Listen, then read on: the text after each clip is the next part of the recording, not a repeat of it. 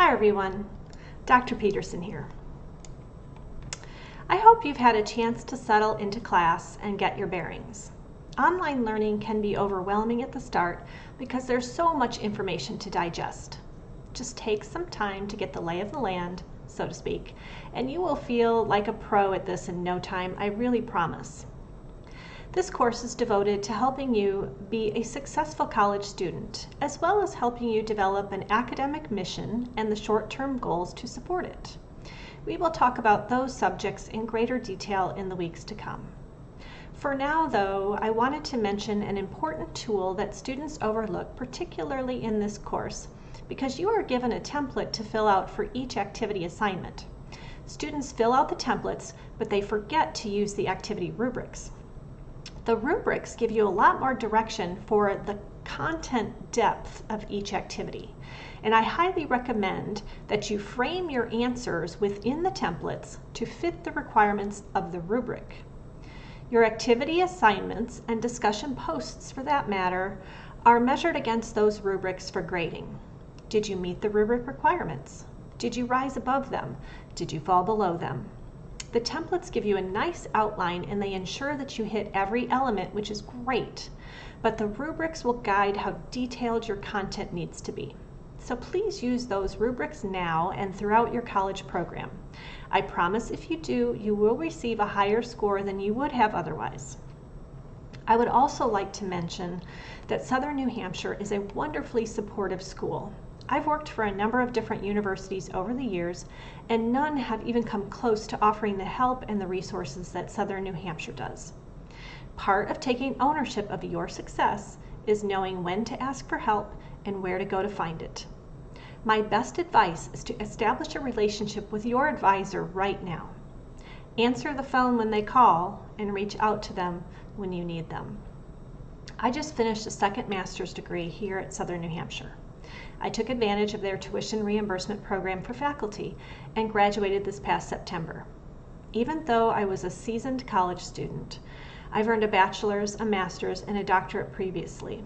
I still needed my advisor. I'll give you an example.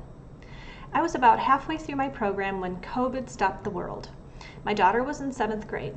She came home from school for spring break and never went back to the classroom that year.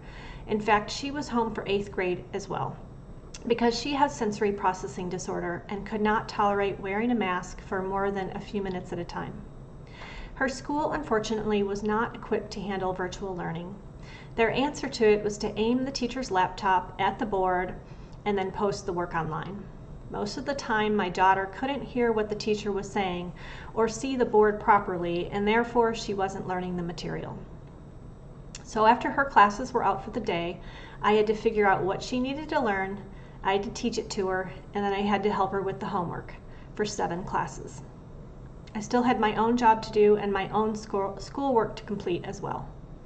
It was a nightmare, truly. Perhaps some of you went through the same thing with your kids and can relate. Anyway, I was taking 2 classes at Southern New Hampshire at the time, and I won't lie, I almost quit. It was just simply too much to handle. You might be thinking that I just needed a little bit of extra grit. I'm sure you've been told the same thing in the past. It just takes some grit, just push through. While that is true, I needed to be gritty, I also needed some help. So instead of throwing in the towel and wasting all the time I'd already spent toward my degree, I took the advice that I always give to all of my students, and I called my advisor. I told him what I was dealing with, and he helped me work out a plan. I finished the 2 classes I was currently enrolled in, and then he dropped me down to 1 class at a time. He moved things around so that the more time-consuming or difficult classes fell in the summer when Alexis was not in school. Then he put the classes that I knew would be easier for me in the fall and the spring terms when she was back in school. It took me a little longer than I had planned, but I was able to handle the work and take care of my daughter during that awful 1.5 years as well. This is an example of taking ownership of success.